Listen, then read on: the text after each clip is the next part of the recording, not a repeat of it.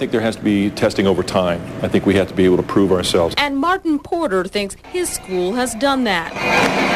Students here are among the highest performing in the state, and locally, In general, about 20 points higher than the local public district. We knew that if we created a school that was going to allow students to simply tap dance through high school, we would not be successful. But he admits all charter schools are not created equal, and parents need to check schools to see if theirs is academically adequate. The Teachers Federation agrees and says taxpayers need to demand that state lawmakers enforce accountability. Tonight, we think it's important to note that the charter school with the best scores in the state is also right here in our city.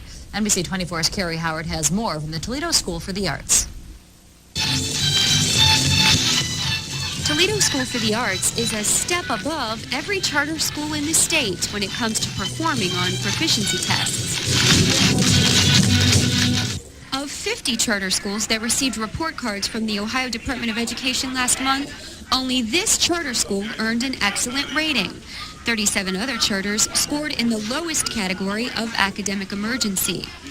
Excellent proficiency performance is part of what makes Toledo School for the Arts an appealing alternative to traditional public schools. Our school has to compete with public schools in the same measures that they're measured by. If we don't compete with those schools, then students have no reason to come to us. Students are coming.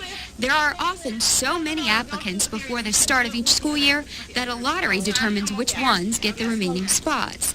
Instructors say students love the small class sizes and the curriculum. Arts have consistently been shown to increase a student's involvement in their school day. Since we're an arts-centered curriculum, our students are very involved in their school day.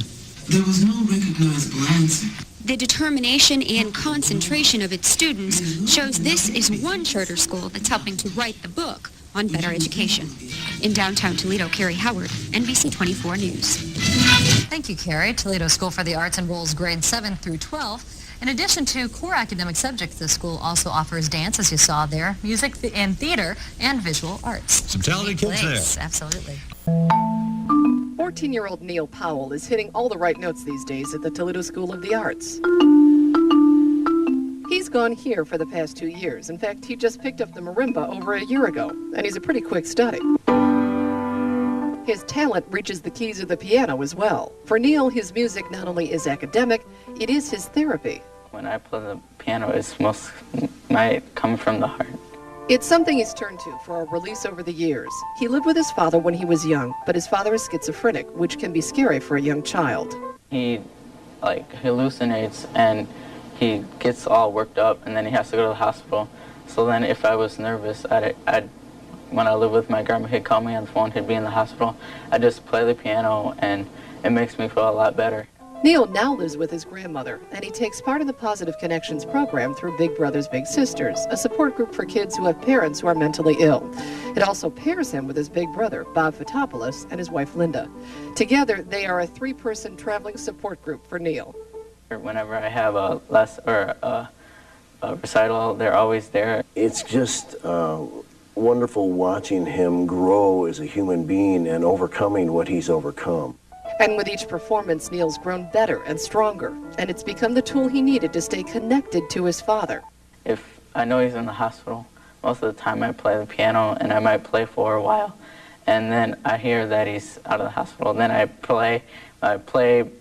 call him up on the phone, and I'll hold the phone there so he can hear me play. And while his dad stays in contact on the other end of the line, Neil has Bob and Linda and his grandmother in every audience. Their pride in him only grows bigger with his talent. I may be his big brother, but in a lot of ways, he's like my son, too. All right, local kids are helping kids overseas devastated by the tsunami disaster through music. That's right. Last night, students from Toledo's School for the Arts gathered at the Happy Badger for a benefit concert, and I got to stop by and get things started, you know. Well, 90% of the money raised last night goes directly to the victims of the tsunami tragedy. Well, 17-year-old Alex Catchings is going to be doing what he does best. He's going to be out here. We're at Dorr and Reynolds, and he's going to be dancing for 12 hours straight from 6 a.m. this morning to 6 p.m. at night to raise money to a special dance school that he wants to go to this summer. Now, he's here to talk to us a little bit about it. Alex, tell us why it's so important that you get to this dance school this summer. Well, it's important because I honestly want to take dancing professionally, and Alvin Ailey is a special company that has a lot of hard ballet and a lot of hard modern technique, and that's what I am, a ballet modern dancer. So how prestigious is it, and is it hard to get in, and how much money are you looking to raise? It is a hard company to get in. They take about 300 guys around the whole entire world because it's an international school also, and the money I'm looking to raise is about $1,000. And that's going to go to what?